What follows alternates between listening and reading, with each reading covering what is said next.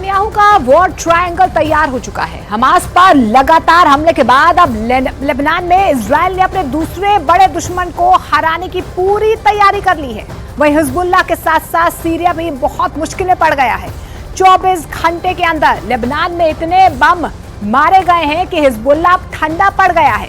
ये दावा अब इजराइल में किया जा रहा है।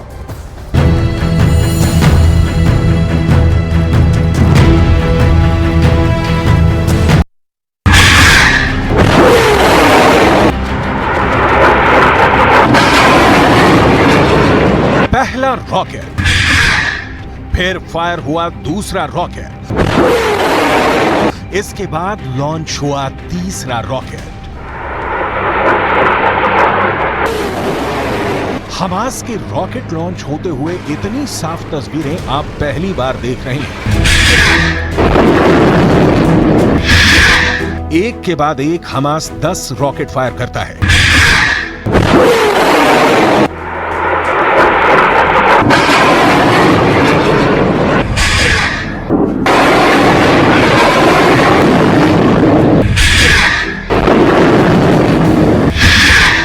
इजराइल के शहर टारगेट पर हैं और गाजा में बमबारी के खिलाफ हमास ने अपना रॉकेट वाला गोदाम खोल दिया है।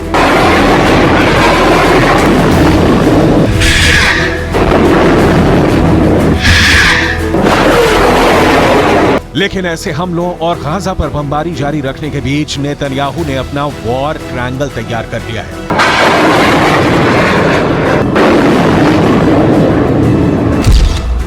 नेतन्याहू के वॉर ट्रायंगल में सबसे बड़ा कोना गाजा में हमास का पूरी तरह खात्मा है। नेतन्याहू के वॉर ट्रायंगल में दूसरा बड़ा कोना लेबनान में हिजबुल्लाह का अंत है, जबकि नेतन्याहू के वॉर ट्रायंगल का तीसरा सबसे खतरनाक कोना है सीरिया, जहां पर इजराइल की एयरफोर्स ने हमले तेज कर दिए हैं।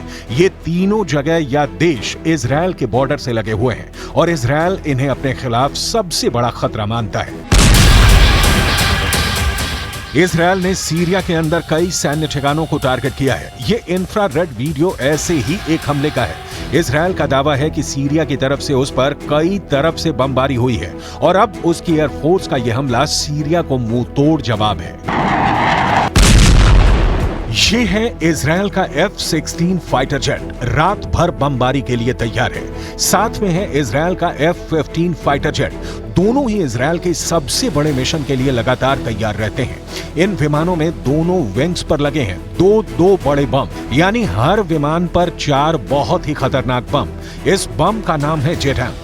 यही बम है जिससे इजराइल ने गाजा में बड़ी तबाही मचाई है और अब यही बम सीरिया के ठिकानों पर गिराया जा रहा है। यही बम इस वक्त हमास, हिजबुल्लाह और सीरिया के लिए सबसे बड़ा खलनायक बम बन चुका है। हर एक बम का वजन 950 किलो से ज्यादा है, यानी हर विमान पर करीब 4000 किलो बारूद लोड किया जाता है और फिर ये विमान इन 4 तबाही वाले बम लेकर उड़ जाते हैं। जब ये बम रात में फटता है तो ऐसा धमाका होता है।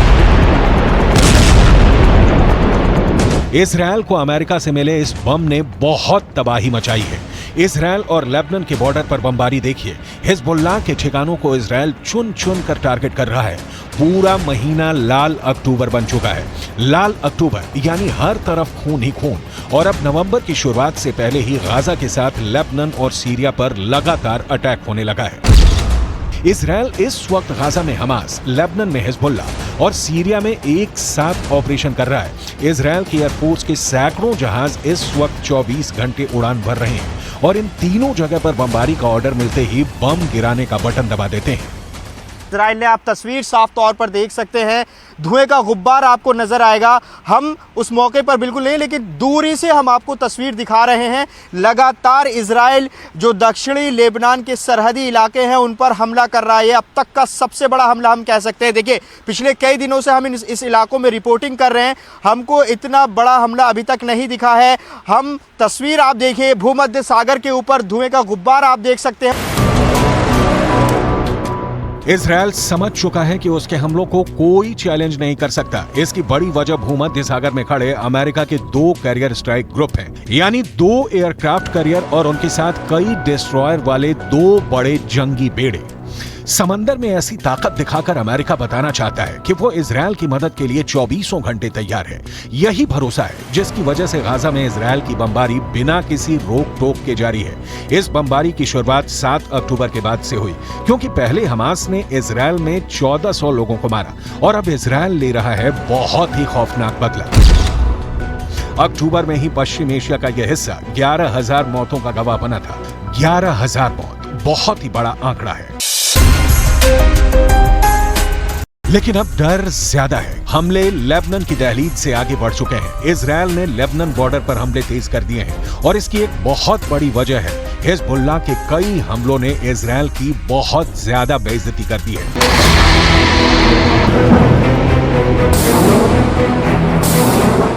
हिजबुल्लाह एक के बाद एक कई मिसाइल फायर कर रहा है। एंटी टैंक मिसाइल से उसने इजरायल के कई अड्डे बहुत ही सटीक हमलों में उड़ा दिए हैं। पहला हमला टावर उड़ गया,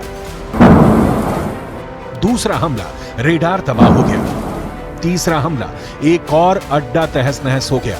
ये जगह है लेबनान और इजरायल के बॉर्डर पर शीबा फार्म्स का इलाका, दुनिया के सबसे खतरनाक बॉर्डर्स में से एक। और यहाँ बने हैं इजरायल के 5 बहुत ही खतरनाक अड्डे।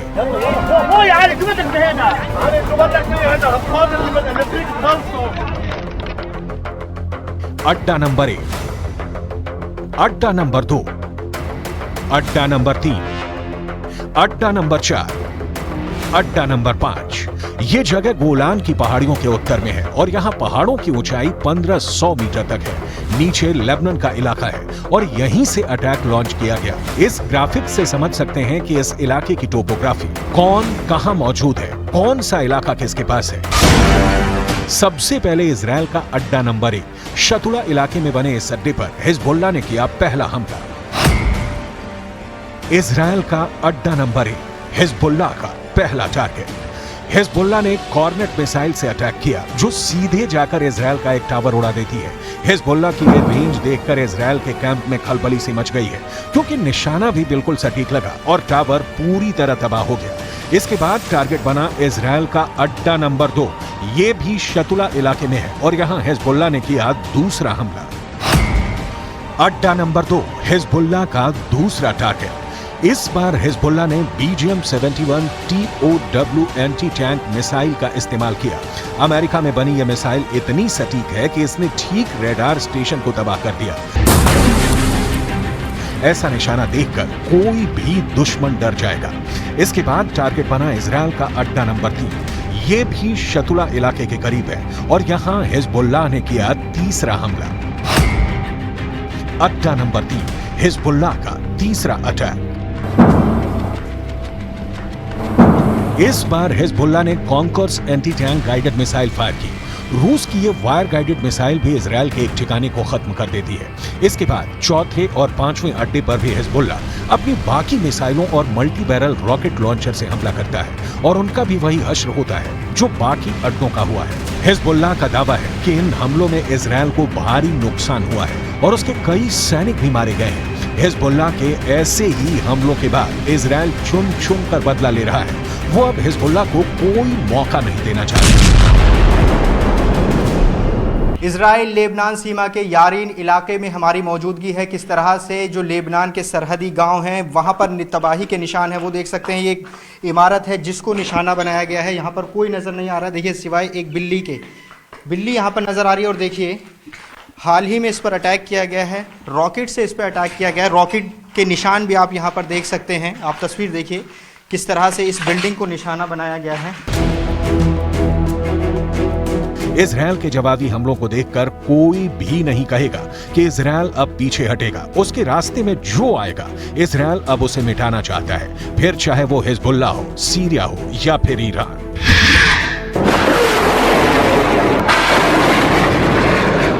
That in response to the Israeli incursions, the airstrikes that are taking place, the Iranians have been telling everybody overtly and loudly that they will proliferate, they will escalate if necessary. And again, going back to those rules, you know, one of the ways that you can escalate without necessarily risking getting your teeth kicked in, if you're the Iranian leadership, is by doing these. Israel और Gaza के बीच शुरू हुई जंग अब पूरी दुनिया को अपनी चपेट में ले सकती है। ये युद्ध लेबनान और सीरिया में तो दाखिल हो ही चुका है। अब पूरा पश्चिम एशिया इसकी जद में कैसे आएगा, सबको यही डर सता रहा है। हिजबुल्लाह इस वक्त इजरायल के युद्ध में बड़ा पलीता लगा सकता है और इसका असर लेबनान की जमीन पर दिखने लगा है। ये दक्षिणी लेबनान है। और यहाँ पर इजरायल के हमलों में मारे गए हिजबुल्लाह के लड़ाकों का जनाजा निकल रहा है। साथ में सैकड़ों लोग हैं जो इजरायल से बदला लेने की मांग कर रहे हैं। 7 अक्टूबर को हमास के हमले के बाद लेबनान इजरायल का बॉर्डर भी एक्टिव है।